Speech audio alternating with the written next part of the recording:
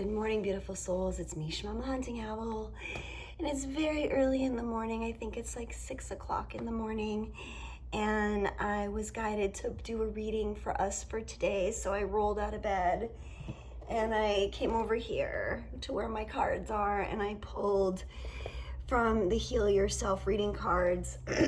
My voice isn't even awake yet, you guys. And so thank you for being here with me, you guys. And thank you for liking, sharing, and subscribing and all that good stuff. All right, so the message that came through is obviously for twins, flames, and soulmates, because that's mostly what I do here, right?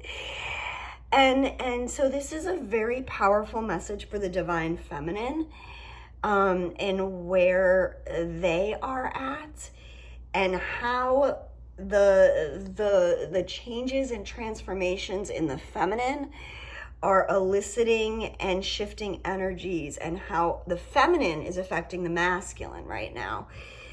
So we are going to start with that the feminine has had great faith, the number 22, in the divine masculine for a very long time, in their union, in everything that they have believed, been shown. Great faith the feminine has had. And the number 22, the reason I say in the divine masculine is because 22 is the master number for the divine masculine.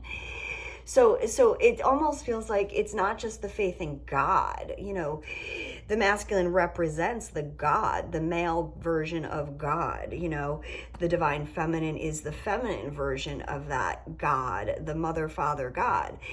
So to me, this immediately says the feminine has had faith all along in everything she's been shown, in everything, and has been completely patient. I mean, as patient as we can be, waiting and waiting. And some of us have been waiting for years and years and years and years. And some of us have not been waiting for years and years. And it doesn't really matter how long you've been waiting, but we've all shown great patience throughout our journey. Yes, we've had moments of impatience, but that's all part of the healing cycle. But we've been faithful, and we have been dedicated and patient and pure, and holding that space of just being there. And in this, the divine feminine has created a great amount of alchemy in this relationship, in these dynamics, okay, in the energies. And the feminine has continued to, what I hear, wield her magic. You know, here she's using, you know, her little spell bottle or oils or crystals or whatever she's got. She's creating a sacred fire. She's the one who's fueling the alchemy of everything that's happening. As the feminine heals every step of the way, it creates the alchemy. Again, they're showing me the temperance card where the angel is mixing the waters into the cup. She's creating the alchemy. She's creating this spiritual connection as she has faith, as she is patient. And again, I say she because I'm talking about a feminine energy. I don't mean female body. This could be a masculine male person body in feminine energy. But the feminine, as the healing has been going on through these cycles, through these years since the awakening, has been the one creating the alchemy, the magic, and the real heavy tie to spirit, to the spiritual connection of all of this. But the feminine right now is at this place of completely letting go. The feminine is turning their back on all of this past stuff. Again, we see the Celtic cross here. It's almost like they're still believing in what they've been shown and told, but they're turning their back on all of the past. Everything from their past. And that includes their DM, their divine masculine. Because see, the feminine is sick and tired of the rejection, of feeling rejected. No matter how much the feminine heals, there's still this constant in their face rejection that they are experiencing by being connected to the past. The rejection of the past and potentially the present. It's too much. And she's over it. She's tired of being sad. And dealing with these cycles over and over, these past hauntings, right? The ghosts of the past. She's tired of it. She doesn't want this anymore. So she is letting go. The divine feminine is turning her back on all the past cycles, the cycles of rejection, the cycles of sadness. The divine feminine is coming into a place of self-love, like full self-love, like embracing her true value and seeing like, fuck that. Anything that has rejected us in the past obviously just wasn't for us. And so therefore, it's not really rejection. It's saving us from something that we are way worthier than, right? Because we are the empress. We are this goddess. It's not like, hey ho, we're better than anybody, but it's, I know what I have. I know the love I have inside of me and what I am capable of. And I want to give that now to somebody who really wants that and who wants to reciprocate that. This is the feminine. She has found the love in herself because she's not willing to settle for half-assed, half-baked love. She deserves it all because she's worthy of it all. Because she gives that much to everybody else. Such a beautiful freaking energy, you guys. So, self-love, divine feminine. She is ready to get wild, to embrace her wild side, to really connect to all the parts of her sacred feminine that the self-love that she has developed has allowed her to find inside of herself. She has found her wild side. She is ready to explore her sexuality. Again, we see red, all this red, root chakra, sacral chakra stuff going on. The divine feminine has been activated. 727 on the counter just now, guys. The divine feminine is being activated. The Kundalini energy for the divine feminines, at least I can speak for myself and my clients, over the past month, 6 weeks, has been ridiculous, off the charts. The sexual energy within the feminine's body. Now, Kundalini does not just mean sexual energy. Kundalini is your life force energy. It is the power of all creation. It's just located in our sexual areas. And so we learn to take that sexual energy, that Kundalini, all of what we have identified as sexuality, and we channel that into everything we do, into our power of creation. Because that is where the divine feminine's true power is in her ability to create and give life and give birth to things, not just beings. I mean, there are people who are infertile and can't conceive and whatever, but that doesn't stop a feminine from a person being connected to their feminine energy to be able to manifest and create and inspire and muse. This is where the feminine is at. The feminine is tapping into all of the wild nature that she has denied for so long, waiting and being patient and having faith, right? She's been faithful all this time, but now she's ready to make the magic. The alchemy, our Kundalini, our sexuality is the key to our alchemy. The orgasm, the sexual energy that is released, the Kundalini that is released, is where the power of creation comes from for the feminine. And that's a beautiful place for her to be because she's ready. She is ready. Like literally, oh my God. So I'm seeing, all right. So if you guys know anything about mushrooms, if you hit mushrooms on the top, they sort of disintegrate, some of them.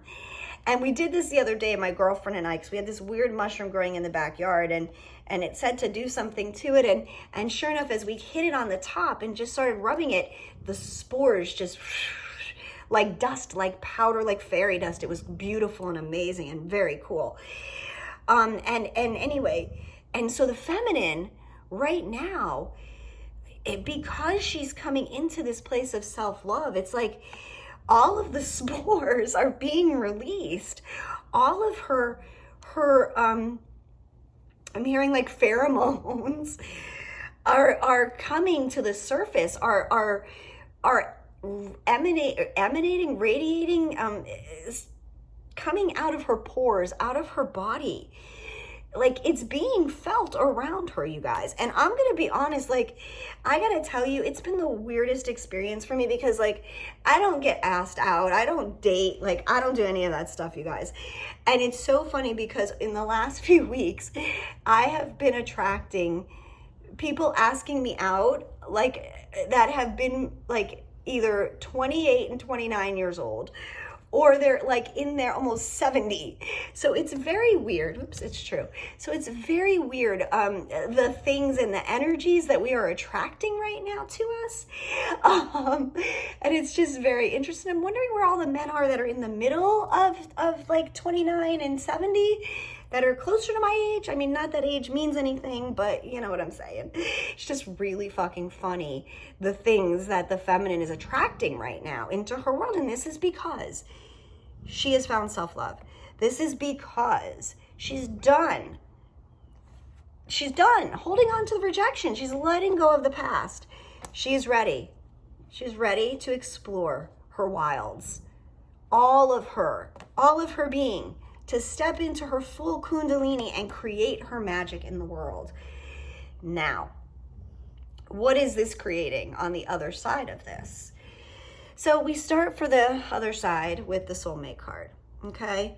This is, again, the masculine energy holding on, clinging to the feminine, okay? They are there. The masculine is very present. The masculine energies have been all up in our dream spaces, all up in our feels. No matter what we do, where we go, we are feeling them incredibly heavy, holding on energetically. Whether they are in your physical world or not, energetically, they are holding on to you. And they have been, because they are your person. We know that. It's just that they have to be ready. They still have free will, and they have to be ready. And if they're not ready, the feminine who sees this can't hold on to this anymore, can't live with a ghost in the shadows, like the ghosts, right? She's done living with the ghost on her back, behind her. She doesn't want that. She wants real physical world. This is what she's craving, because she has found a place of love for herself. So the masculine that is hiding as a ghost behind the feminine is so stuck in their pride. So stuck in their pride. They do not want to be vulnerable. They are scared to death to be vulnerable. They are so fucking stubborn. So stubborn. So stubborn. But their stubbornness comes, their pride comes from the hurt they've already experienced. Remember, they're not trying to be assholes, okay? They too are wounded. They too have undergone terrible, horrible experiences that have created these wounds that make them stubborn and prideful. They're not trying to be that on purpose. It's just who they are right now, right? And they're sabotaging the connection. See, look, these are those guys. Look, in the cloaks, behind the feminine. Okay, they're sabotaging the connection by just trying to be a ghost and hold on, because the feminine is just over it. They're sabotaging themselves by doing prideful shit that they're trying to fill a hole in their heart. And the feminine realizes now that she can't fill the hole that the masculine's got anymore. Okay, she tried for a very, very, very long time. The feminine tried to heal the masculine's hole in their heart. But what happened was the feminine's hole in her heart got bigger. the more she gave to an unappreciative, unreciprocating, non-reciprocating masculine, the bigger the hole in the feminine's heart got. That drove the feminine away, realizing that she can't suffer with this pain. Like we said, that rejection just created so much pain and sadness that she's not willing to repeat these cycles anymore with him. So she realizes she can't fill his hole, and he is left with his own hole to fill. And he's self-sabotaging everywhere, every chance he gets. Every chance he gets. He's got the angel and the devil on his shoulder, whispering. And he doesn't know who to listen to. He does. He knows who he should be listening to. But who he's listening to is the pride, the ego, the part of him that feels insecure still, the part of his wounded child that created the hole in the first place, that created the things that have brought him to this place. So the masculine needs to take off his mask because the feminine has. The feminine is showing herself, like, here I am, take it, leave it, I'm going this way because I found who I am. I am celebrating myself now. Not willing to put on a mask again and to do some fucking ballerina dance for you to make you feel secure, to fill the hole in your heart. No, fuck that. So she's stepping up and challenging the masculine. Take off your mask. If you have something to say, if you are still clinging to my energy, take off your mask, show yourself. Be vulnerable, be honest. Let's stop doing this dance. Because these are like ballerina toe shoes, like they stand on their tippy toes. That shit hurts, that breaks your feet. That ruins your whole body, it tortures you. We're done with the torture. Done with it. And again, as the feminine comes into this place of self-love, the temptation for the masculine, the temptation that the masculine feels grows even stronger. Now he's not coming from behind. Now he's coming right at her face. Coming right at her. Because the temptation of her being wild and, God forbid, being sexual with someone else really upsets the masculine. It drives their jealousy. But what it also does is it also forces them to have the courage to go seeking the feminine, to go find her, to go look for her, okay? To come out of hermit mode, to grab the lantern from the fucking hermit, and to go find what he's looking for, to be courageous, to do the healing. To do the healing, because here's the thing. Although I say it's not the feminine's job to heal the masculine, to fill the hole in his heart, that's very true.